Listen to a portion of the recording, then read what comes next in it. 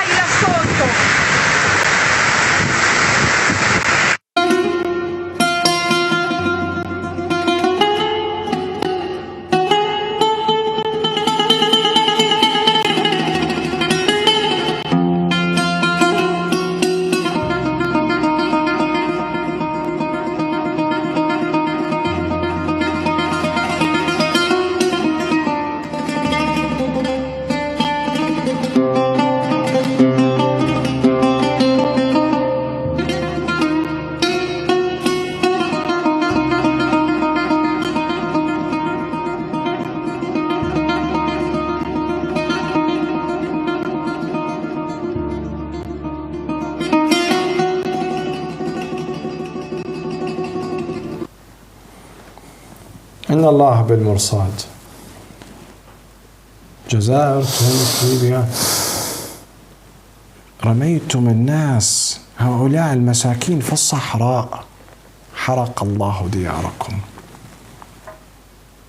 هؤلاء الذين يدعون الإنسانية في إيطاليا وغير إيطاليا يدفعون مليارات لحكومات هذه الدول العربية، الحكومات القذرة، لكي يحولوا بلادهم إلى كلاب حراسة. للأسف هذا الله سبحانه وتعالى يضرب دياركم.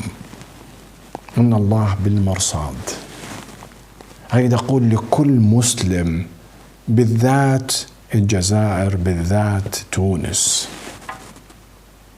والمغرب وكل دولة ترمي المهاجرين إلى الصحراء، ألا تخافون الله؟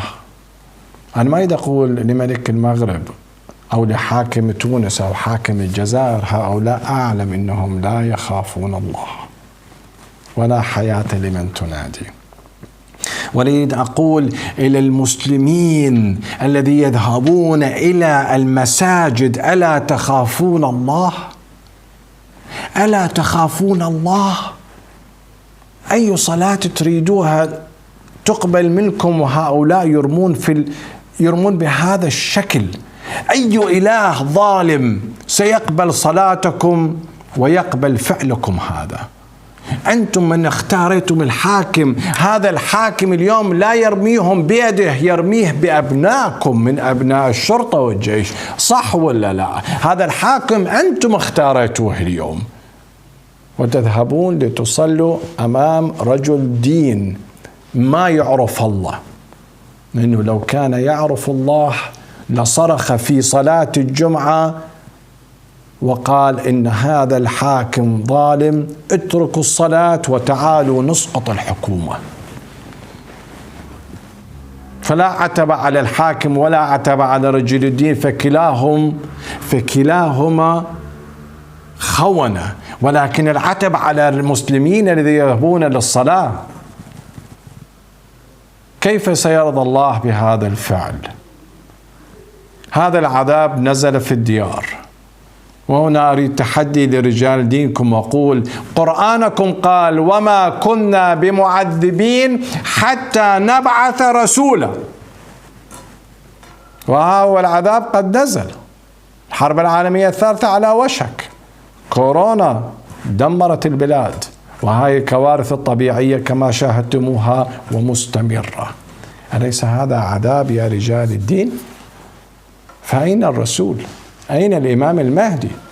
لأنه لا يوجد نبي بعد محمد، إنما يوجد فقط الإمام المهدي عليه أفضل الصلاة والسلام. فاحزموا أمركم اليوم، يا أما أن نقول هذا القرآن كذب ونتخلى عن دين محمد وعن الإسلام، أو أن يكون هناك رسول إلهي مع هذا العذاب، ويكون الله ومحمد صلى الله عليه وآله وسلم صادقين. صح ولا لا؟ كيف ستحلون هذه المشكلة العقائدية؟